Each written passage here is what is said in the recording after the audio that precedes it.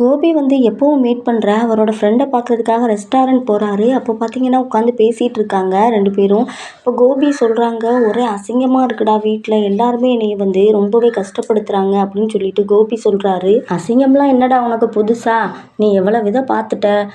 யாரோட வாழ்க்கையுமே நடக்க முடியாத ஒன்றா நடத்தி காட்டிக்கிட்டு இருக்க. ரெண்டு பொண்டாட்டியோடையும் ஒரே வீட்டில் வேற நீ இருக்க. இதில் என்னடா இருக்க போகுது? இதுக்கு மேலே உனக்கு அசிங்கம் வரப்போகுது அப்படின்னு சொல்லிட்டு கோபியோட ஃப்ரெண்டு அவரை கலாய்க்கிறாரு. அதை பார்த்துட்டு கோபி சொல்கிறாரு, உனக்கு என்ன இப்போ என்னை எதுக்கு நீ கலாய்ச்சிட்ருக்க? உன் வாழ்க்கை ரொம்ப சந்தோஷமா இருக்குன்னு கெத்த காட்டுறியா என்கிட்ட அப்படின்னு சொல்லிட்டு கோபி கேட்குறாரு. சேச்சா அப்படிலாம் இல்லை, சரி உனக்கு என்ன இப்போ சோகம் வந்துச்சு சொல்லு கேட்போம் அப்படின்னு சொல்லிட்டு ஃப்ரெண்டு சொல்கிறாரு. அதோட கோபி சொல்கிறாரு, உனக்கு தெரியும்லடா அந்த ராதிகா வந்து இப்போ கன்சீவாக இருக்கிறது உனக்கு தெரியும்ல? ஆமாம், நீ தான் சொன்னியே, என்னாச்சு அது வீட்டில் எல்லாட்டையும் சொல்லிட்டியா அப்படின்னு கேட்கும்போது, ஆமாடா நான் எங்கே சொன்னேன், நான் எல்லாட்டையும் சொல்லலான்னு தயங்கி தயங்கி நின்றுட்டுருக்கேன். இந்த பாக்யா வந்து எல்லாட்டையும் போட்டு அப்படியே உடைச்சிட்டா. இந்த மாதிரி குட் நியூஸை சொல்கிறதுக்கு எதுக்கு இப்படி தயங்கிட்டு இருக்கீங்க? ராதிகா வந்து மாசமாக இருக்காங்க அப்படின்னு சொல்லிட்டு சொல்லி விட்டுட்டாடா அப்படின்னு சொல்லவும், செம்மாடா உன் பொண்டாட்டிக்கு ரொம்பவே தில்லு தான், ஆனால் பாக்யாவும் பாவம் தான்டா அப்படின்னு சொல்லிட்டு சொல்லும்போது, அவளை போய் நீ பாம்புன்னு சொல்கிறியா? அவள் ஒரு விஷம்டா, அவள் ஒரு பாம்புடா, எந்த டைமில் எப்படி குத்துவான்னே தெரியாது அப்படின்னு சொல்லிட்டு கோபி சொல்கிறாரு. அதுக்கு வந்து கோபியோட ஃப்ரெண்டு சொல்கிறாரு, சரி அதான் ப்ராப்ளம் சால்வ் ஆயிடுச்சு, நீ எல்லாட்டையும் எப்படிடா சொல்லுவ அப்படின்னு தயங்கிக்கிட்டு இருந்த, இப்போ பார்த்தா ஈஸியாக சொல்லிட்டேன், உன் பொண்டாட்டியும் அதையும் தீர்த்து வச்சுட்டாங்க அப்படின்னு சொல்லும்போது, அவளை என் பொண்டாட்டின்னு சொல்லாத, ராதிகா தான்டா என் டார்லிங், என் ஒய்ஃபு அப்படின்னு சொல்லிட்டு சொல்லும்போது, சரி இப்போ என்னடா அதில் என்ன பிரச்சனை அப்படின்னு சொல்லிட்டு கேட்குறாங்க. அந்த டைம் பார்த்தா பக்கத்தில் மாலினி உட்காந்துட்டு எல்லாத்தையும் கேட்டுக்கிட்டு இருக்காங்க. இது வந்து செல்லினோட அப்பா இல்லை, என்ன நடக்குது, என்ன இவர் பேசிகிட்டு இருக்காரு, ஏன் இப்படி டென்ஷனாக என்னமோ சொல்லிட்டு இருக்காருன்னு சொல்லிட்டு சேரை கொண்டு போய் பக்கத்தில் போட்டுட்டு அவங்களுக்கு தெரியாமல் உட்காந்து காஃபி குடிக்கிற மாதிரி எல்லாத்தையும் கேட்டுக்கிட்டு இருக்காங்க. அதை ஏன்டா கேட்குற? அவள் சொன்னதுக்கப்புறம் பார்க்கணும், பாவம்டா என் பசங்கள்லாம், என்னதான் இருந்தாலும் இந்த மாதிரி விஷயத்த ஃபேஸ் பண்ணவே முடியலடா, என்னை பார்த்தாங்க பாருப்பா ஒரு பார்வை கேவலம்டா, எங்கள் அப்பா வேற என்னை எச்சி தள்ளிப்போ அப்படின்னு வேற சொல்லிட்டாடா, எனக்கு ஒரே அசிங்கமாக போச்சு அப்படின்னு சொல்லிட்டு கோபி சொல்கிறாரு. அதோட சரி விடுடா, இதெல்லாம் வந்து நடக்கும்னு தெரிஞ்சது தானே, இப்போ யாருமே வந்து கோவப்பட தானே செய்வாங்க, உனக்கு இந்த வயசில் ஒரு குழந்தைனா எல்லாருமே கோவப்படுவாங்க, அதுவும் நீ வந்து ஒய்ஃபு ஃபஸ்ட்டு ஒய்ஃபை வீட்டிலேயே வச்சுட்டு இந்த மாதிரி பண்ணேன்னா பாக்யாவோட நிலைமையை யோசிச்சு பாரு அப்படின்னு சொல்லும்போது, பாக்யாவெல்லாம் விட்டுடா, எங்கள் அம்மாவும் எங்கள் அப்பாவும் என்னை ஒரு பார்வை பார்த்தாங்க பாரு, அப்படியே நான் செத்துட்டேன்டா, இந்த ராதிகாட்ட நான் எவ்வளவோ சொன்னேன் குழந்தைய கலைச்சிடலான்னு, அவளும் கேட்கவே மாட்றாடா அப்படின்னு சொல்லவும், மாலினி எல்லாத்தையும் கேட்டுட்டு, அப்போ ராதிகா வந்து இப்போ கன்சீவாக இருக்காங்களா அப்படின்னு அதோட அதை கேட்டுட்டு இருக்கும்போது கோபி சொல்கிறாரு, இப்போ என்னன்னா எல்லாரும் என்னை வீட்டை விட்டு வெளியே போக சொல்கிறாங்கடா, நான் சும்மாவது எங்கள் அம்மா அப்பாவோடையாவது இருந்திருப்பேன்டா, இப்போ எல்லாரும் வீட்டை விட்டு வெளியே போன்னு சொல்கிறாங்க, எனக்கு யார்டா இருக்கா, நான் வெளியே போய் இந்த ராதிகாவோட மட்டும்தான்டா இருக்கணும், ராதிகா பற்றி உனக்கு தெரியும், ஒவ்வொரு நேரமும் என்னை எப்படி அப்படியே டென்ஷன் ஆக்கிட்டே இருப்பாடா, அப்பா அம்மாவோட இருந்தாலாவது கொஞ்சம் கூலாக இருக்கும், என் பசங்களெல்லாம் விட்டுட்டு நான் எப்படிடா வெளியே போக முடியும் அப்படின்னு சொல்லும்போது, உன் பசங்களுமே என்னடா சொன்னாங்கன்னு கேட்கும்போது, என் பசங்களுமே போயிருன்னு சொல்லிட்டாங்கடா, இந்த மாதிரி ஒரு விஷயம் நடந்ததுனால தான்டா எனக்கு இந்த அசிங்கமே,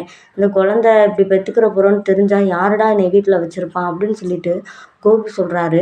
அதுக்கு ஃப்ரெண்டு சொல்கிறாங்க, சரி நீ வந்து குழந்தைய வந்து கலைக்கிற ஐடியாவும் இல்லை, ஸோ நீங்கள் வெளியே போய் குழந்தைய பெற்றுட்டு அதுக்கப்புறம் கூட வந்து நீங்கள் சேர்ந்துக்கிறலாம்டா, அதுக்கப்புறம் உங்கள் அப்பா அம்மாவும் கண்டிப்பாக உன்னை மன்னிச்சிருவாங்க, அந்த குழந்தை முகத்தை பார்க்கும்போது கண்டிப்பாக மன்னிக்க வாய்ப்பு இருக்குது, அதனால் அவங்க கோவத்தை நீ அதிகப்படுத்தாமல் நீ வீட்டை விட்டு வெளியே வந்துடு அப்படின்னு சொல்லிட்டு ஃப்ரெண்டு சொல்கிறாங்க. ஆமாடா அதுவும் கரெக்டு தான்டா, நானும் அப்படி தான்டா யோசித்தேன் அப்படின்னு சொல்லிட்டு இருக்கும்போது மாலினி யோசிக்கிறாங்க, அப்போ வந்து நம்மளும் செல்லியின் மூலமாக ஒரு குழந்தைய பெற்றிருந்தோம்னா இந்நேரம் நம்மளையும் செல்லியனோட எங்கேயாவது அனுப்பி விட்ருப்பாங்க இல்லையா, குழந்தைன்னு ஒன்று இல்லாததுனால தான் நம்ம ஒன்றுமே ப்ரூவ் பண்ண முடியலை, என்ன பண்ணலான்னு யோசிச்சுட்டு நம்மளோட டாக்டர் ஒருத்தவங்க இருக்காங்கல்ல, அவங்கக்கிட்ட சொல்லி போலியோ ஒரு சர்டிஃபிகேட் ரெடி பண்ணி செல்லியன் வீட்டுக்கு அதை எடுத்துகிட்டு போகலாம் அப்படின்னு சொல்லிட்டு இவ என்ன செய்கிறாங்கன்னா, இந்த மாலினி செல்லியனோட வீட்டுக்கு காலையில் கிளம்பி போகிறாங்க.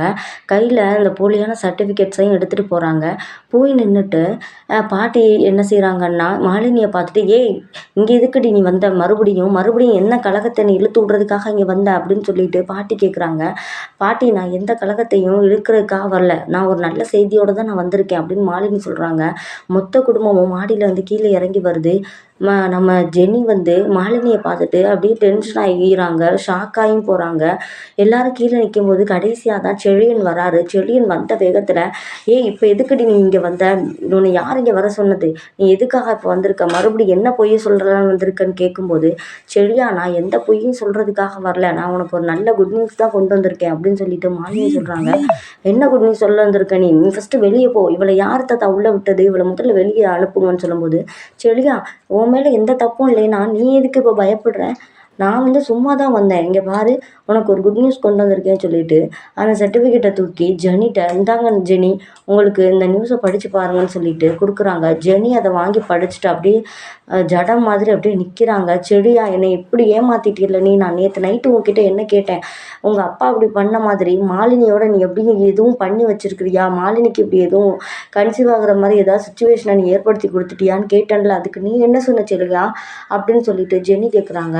அதுக்கு செல்லின்னு சொல்கிறாங்க, ஜெனி இது எல்லாமே பொய்க்கி, நான் இவளோட எந்த சூழ்நிலையும் நான் அப்படி இருக்கவே இல்லை அப்படின்னு சொல்லிட்டு சொல்லும்போது, செல்லியா நீ எதுவும் பேசாத, நீ என்கிட்ட திரும்ப திரும்ப என்னைய நீ ஏமாத்துறீல, உன்னை நம்பி நான் திரும்ப வந்தேன் பாரு, என் புத்தியை செருப்பால் அடிக்கணும், எங்கள் அப்பா எவ்வளவோ சொன்னாங்க இவனை நம்பாதேன்னு அப்படின்னு சொல்லிட்டு சொல்லும்போது யாருக்குமே ஒன்றுமே புரியலை. என்னன்னு சொல்லிட்டு கேட்கும்போது, இந்த பாருங்க ஆண்டி உங்கள் பையன் என்னது பண்ணி வச்சுருக்காங்கன்னு பாருங்கன்னு சொல்லிட்டு பாக்கியாட்ட அந்த பேப்பரை தூக்கி கொடுக்குறாங்க. எல்லாரும் அந்த பேப்பரை பார்த்துட்டு எப்படியும் முழிச்சு போய் நிற்கிறாங்க. பாக்கியா சொல்கிறாங்க, ஜெனி நீ எதுவும் அவசரப்படாத, கண்டிப்பாக என் பையன் அப்படிலாம் பண்ணியிருக்க வாய்ப்பே இல்லை அப்படின்னு சொல்லிட்டு சொல்லும்போது, செழியன் வந்து அந்த பேப்பரை வாங்கி என்னன்னு பார்க்கும்போது தான் தெரியுது, செழியனுக்கு இந்த மாதிரி ஒரு பேப்பர் இவர் கொண்டுட்டு வந்திருக்கா, இவெல்லாம் ரெடி பண்ணி தான் கொண்டு வந்திருக்கா அப்படின்னு தெரியுது. ஜெனி நான் இப்படிலாம் பண்ணவே இல்லை ஜெனி அப்படின்னு சொல்கிறாங்க எவ்வளவோ, ஆனால் ஜெனியோட பேச்சு வந்து கேட்கவே இல்லை. ஜெனியோட காதில் செழியனோட பேச்சு விழுகவே இல்லை. அப்படியே இடிஞ்சு போய் அப்படியே மாடிப்படியில் கையை ஊண்டிட்டு கீழே உட்காந்துடுறாங்க. இங்கே பாருங்கள் நான் வந்து இவனை விட்டுறலாம் அப்படின்னு தான் நான் நினச்சிருந்தேன் பாட்டி, ஆனால் 3 மாதமாக நான் வந்து எனக்கு இப்படி பீரியட்ஸ் தள்ளி போயிருந்துச்சு, அதுக்கப்புறம் தான் எனக்கு தெரிஞ்சிச்சு நான் வந்து இர்ரெகுலர்னு நினச்சேன், ஆனால் இப்போ போய் செக் பண்ணி பார்த்ததுக்கு நான் கன்சீவாக இருக்கிறேன் அப்படின்னு சொல்லிட்டாங்க.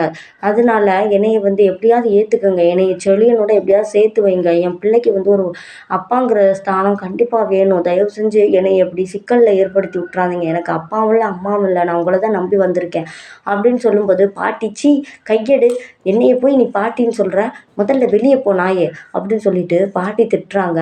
யாரோட குழந்தைய யார் சுமக்கிறது, என் பேரன் அப்படிலாம் பண்ணியிருக்க வாய்ப்பே இல்லை அப்படின்னு சொல்லும்போது மாலினி சொல்கிறாங்க, உங்கள் பையன் பண்ணியிருக்க வாய்ப்பு இருக்கும்போது உங்கள் பேரண்ட்ஸ் பண்ண வாய்ப்பு இல்லைன்னு எப்படி நீங்கள் சொல்லலாம், எனக்கு எல்லா விஷயமும் தெரியும், இதே ராதிகாவை நீங்கள் இந்த வீட்டுக்குள்ளே தானே வச்சுருக்கீங்க, அந்த மாதிரி தானே எனக்கும் வயிற்றில் ஒரு குழந்தை இருக்கும்போது எதுக்கு என்னைய மட்டும் வெளியே போய் சொல்கிறீங்க, நான் இனிமேல் இந்த வீட்டை விட்டு வெளியே போக மாட்டேன், நான் இங்கே தான் இருப்பேன் அப்படின்னு சொல்லிட்டு மாலினி சொல்கிறாங்க.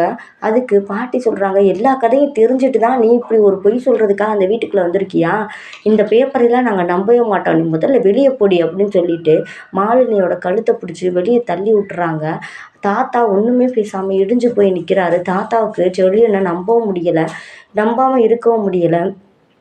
இந்த மாதிரி சூழ்நிலையில் மாலினி வெளியே போய் நின்றுட்டு, நீங்கள் வந்து என்னை ஏற்றுக்கறலைன்னா அந்த பேப்பரை கொண்டுட்டு நான் கோர்ட்டில் போய் நான் செழியன் மேலே கேஸ் கொடுத்துருவேன் அப்படின்னு சொல்லிட்டு மாலினி மிரட்டுறாங்க. நீ எங்கே வேணாலும் போய் கேஸ் கொடு, நாங்கள் வந்து எதையும் ஃபேஸ் பண்ண தயாராக இருக்கோம் அப்படின்னு பாக்கியா சொல்கிறாங்க. நீலாம் ஒரு பொண்ணு, சி இதை ஒரு காரணமாக எடுத்துகிட்டு நீ வர்ற பாரு, என் பையன் அப்படி பண்ண வாய்ப்பே இல்லை, நீ போய் எங்கே வேணாலும் போய் கம்ப்ளைண்ட் பண்ணி எங்கே வேணாலும் போய் கேஸ் கொடுன்னு சொல்லிட்டு சொல்லிடுறாங்க.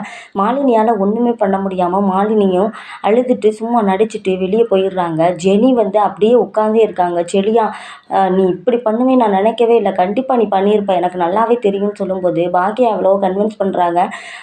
ஜெனி நீ நம்பாத, இவ சொல்கிறது எல்லாமே பொய், எல்லா விஷயத்தையும் கேள்விப்பட்டுட்டு ராதிகாவோட விஷயத்தை கேள்விப்பட்டுட்டு தான் இவள் வந்து இப்படி நாடகம் போடுறா அப்படின்னு சொல்லும்போது, இல்லை ஆண்டி என்னைய சும்மா விடுங்க, நான் எங்கள் வீட்டுக்கு போகிறேன்னு சொல்கிறாங்க.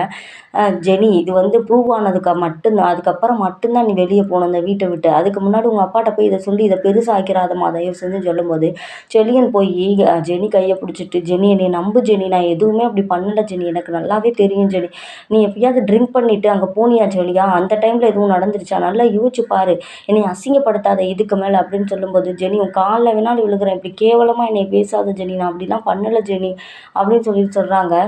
நான் இப்போ நம்ப மாட்டேன். நீ எல்லாத்தையும் எனக்கு ப்ரூவ் பண்ணால் தான் நான் நம்புவேன்னு சொல்லிட்டு ஜெனி மேலே போயிடுறாங்க. தயவு செஞ்சு இனிமேல் என் ரூமுக்கு வராத சரியா? உன் மூஞ்சியை பார்க்கவே எனக்கு பிடிக்கலன்னு சொல்லிட்டு மேலே போய் ரூம் அடிச்சுக்கிறாங்க. எல்லாரும் குடும்பமே அப்படியே நில குழஞ்சு போய் நிற்கிது.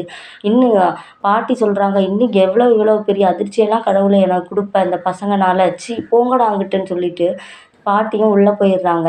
இன்னைக்கு எபிசோட் இப்படி தாங்க போகுது. யாருக்கெல்லாம் எபிசோட் ரொம்ப பிடிச்சிருக்கோ அவங்கெல்லாம் நம்மளோட சேனலை சப்ஸ்கிரைப் பண்ணாங்க. கண்டிப்பாக சப்ஸ்கிரைப் பண்ணுங்கள். அப்படியே பெல் ஐக்கானை கிளிக் பண்ணுங்கள்.